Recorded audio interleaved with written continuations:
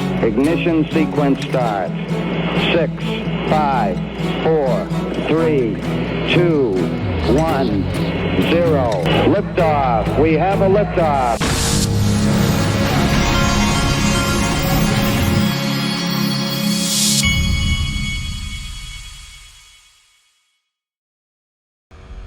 Hey everybody, this is the Digital Asset Investor, and I'm late doing the video today because I was going to go to my son's travel ball game. He had one yesterday, and then he was having some today again, but he had a migraine this morning, and my schedule got all messed up. And then I finally said, well, you know, I thought I was going to come home later in the afternoon after the games and do my video, so I haven't done my video. But I need to do my video. So my wife went to the travel ball game. I think the thing's over now. But anywho, so here I am, and here's your video. Now, something happened at the travel ball game. I'll tell you a story. At the travel ball game yesterday, one of the, a guy that he's about my age. I've known him for a while, and he's a small businessman in my town. He walks up to me and he says, "Hey, I know you've been talking about this Bitcoin thing for years." This is what people say when you have a channel, even if you really aren't. It's really not about Bitcoin. It's about crypto, more specifically XRP. But Bitcoin is the easy way for me to, if somebody asks me what I do, well, I'm an influencer. I talk about, you've heard of Bitcoin because that's the one they've heard of. That's the easy way for me to not have a 2-hour conversation. Well, anyway, he starts in on the Bitcoin thing, and when the Bitcoin thing conversation starts, he immediately brings up the kid, and I'm sitting there thinking while he's talking, I'm like, well, their psyop's working. He brings up Jack Mallers. Okay, we'll get to Jack Mallers, but for any of you that's been watching at this point, there's several psyops going on. This clown right here is one of them, if you haven't figured it out yet. This guy was literally an actor there's all kinds of videos and photos going around of him, and then all of a sudden, all anybody can talk about is Ukraine. But I've made this point several times. I'm convinced that there's a handful of these quote influencers, the Bitcoin people mainly, that were literally molded like clay to fit a certain look and image that they want the public to buy into. Like, this new generation wants this Bitcoin thing. I'm convinced. If you remember the Iron Man movie, they literally in the movie there was a guy who was supposed to be a terrorist, and by the end of the movie you find out he was nothing but an actor. He wasn't a terrorist at all, and that's what it reminds me of. This is one of the first videos that came out, and it immediately hit me, and I've talked to people about this. First, you got a young guy. He's a young, smart guy. He's wearing a hoodie. So it's kind of like, this is how you would design this character to promote Bitcoin if Bitcoin was created by governments, but they wanted people to feel like it's a libertarian thing, okay? Remember, they created it, and it came out of the financial crisis just as people like myself began to lose faith in the fiat system, almost as if, hey, we got to give them this shiny new fool's gold in order to keep them away from physical gold and silver, which was where I was headed, me personally, okay? And a lot of other people, because remember, they were bailing out their friends. And they kept talking about, what was the word? They kept saying, what we need to worry about, all these bankers and all the government people, they were like, it was moral, what was the term? I'll think of it in a minute. But anyway, what they were basically saying is, what we've got to worry about here is if the people, because the dollar is all about faith.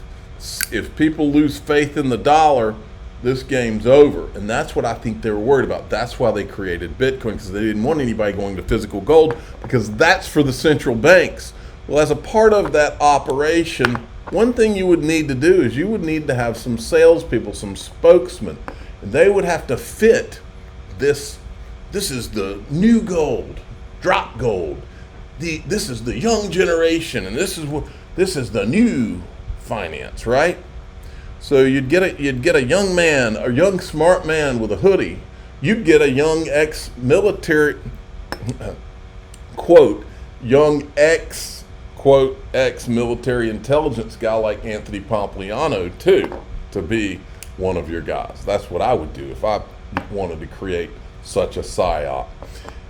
But this is one of the guys you do, and what better way to do it than to have a set where he's got his, in fact, I would love to be proven wrong. Jack Mallers, if you're out there, do one of those like MTV cribs that they used to do, and let's have a tour of your full house and walk us through this room, which looks like a huge closet. I'd like you to walk us into this room and show us your closet so that you can prove to me that this is not a CNBC set that they've created, because I ain't buying it. So anyway, this was Jack Mallers. Yo. Hello, world. This was kind of when he introduced himself to the world. This is Jack Mallers. I'm a 29-year-old entrepreneur from Chicago. I've been working on Bitcoin for the last 10 years of my life. Throughout my career, I've helped a country in El Salvador adopt Bitcoin as legal tender. I've found myself in the middle of geopolitical monetary warfare. I've had run-ins with the likes of the IMF and the World Bank. I've strategized with some of the biggest companies and most important CEOs in the world. And somehow I've even helped superstar athletes and world-renowned musicians. It's been a wild ride. And there are many things I haven't even been able to share, but I hope to be able to share with you all someday. I have a few takeaways from my career so far. One, money touches us all. Money is a technology we humans created in order to support a functioning society. No matter who you are, from billionaire tech CEO to superstar athlete to a blue-collar 9-to-5 worker, money matters. How it works, how to save it, how to spend it, how it gets corrupted, how it inflates, if it's being manipulated, if it's working, if it's failing. What even is inflation? How does a bank fail? What's the best version of money? My other takeaway, the truth isn't very accessible or widely known. I've learned a lot of things from a lot of people in the last 10 years of my life. However, the authentic, real, honest, hard-hitting, and truthful conversations that happen behind closed doors don't make it to the ears of the public. That goes for many things, but it is especially true for money. I can now sit here and tell you that as a fact. Why? I don't know. There are definitely very powerful people that benefit from the truth only living with a select few. Today isn't about me calling anyone a liar, but I found it strange that access to the truth is unnecessarily difficult. That's why about 6 weeks ago, I called my team and told them I needed their help to start our own show. If we truly care about truth, freedom, human liberty, and money's role in all of our lives, we should bring authentic, honest, educational, culturally relevant conversations to the world ourselves. So, we are. A show with no networks, no advertisers, and nothing to lose. Nobody could tell me shit. The only thing that matters is truth-seeking conversation about life and money with some of the most influential figures in all of our lives. Tomorrow, Money Matters with Jack Mallers launches its first episode. I don't even know if that show still even exists, but I wanted to show you this because this week I'm having lunch with a small businessman who because of how impressed he is with Jack Mallers. So their psyop is working, and I'm going to tell him I think that's the whole thing is full of crap. What I'm going to go over with him is things like this: how the central banks are accumulating gold while Jack Mallers is convincing really smart small businessmen like himself that it's Bitcoin. I'm going to have this adult conversation with him. So that can only be satisfied by a higher gold price, that demand. But that so it's not. It's going to be a gradual move initially, but at some point, it could be a major move, a major evaluation, because to satisfy this demand and to make gold the reserve currency of the world, which I think will happen, that will require a major evaluation of gold and how many times gold will. And I hope it's not, won't be an overnight reset. You know, there are some people talking about that the U.S. will revalue their gold, 3, 4, 5, 6, 7 times or whatever it is. And that's a way of solving the U.S. debt problem. I'll be talking to him about that, gold, and I'll be talking to him about the 4 Satoshis video from Homeland Security. I'll be even maybe talking to him about this video, Bretton Woods Conference 2024. What did this person just say? Decentralized or peer-to-peer technology has to be part of that.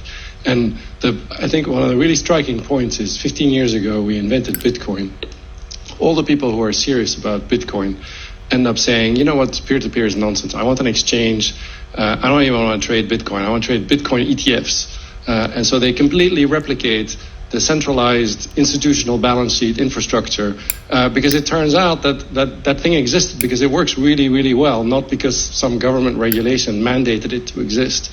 And so I just don't understand the excitement about peer-to-peer and decentralization and what the panel thinks that's going to contribute to all these very good objectives that you stated.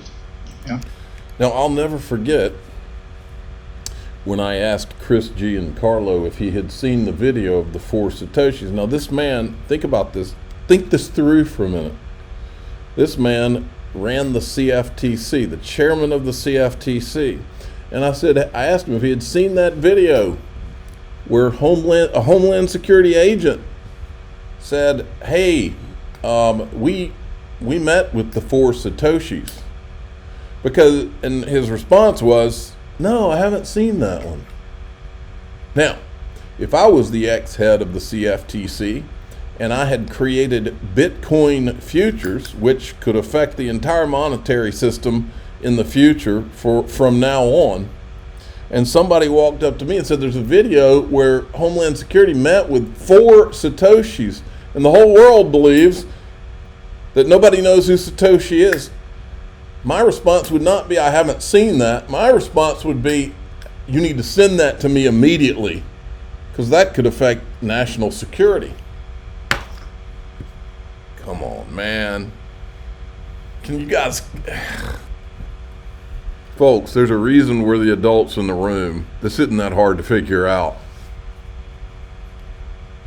It's a freaking ruse. Bitcoin's a ruse. It is a ruse. I don't know if we'll ever be able to hold anything up and say, see, this 1,000% I told you so, because I think that they're probably going to let it live.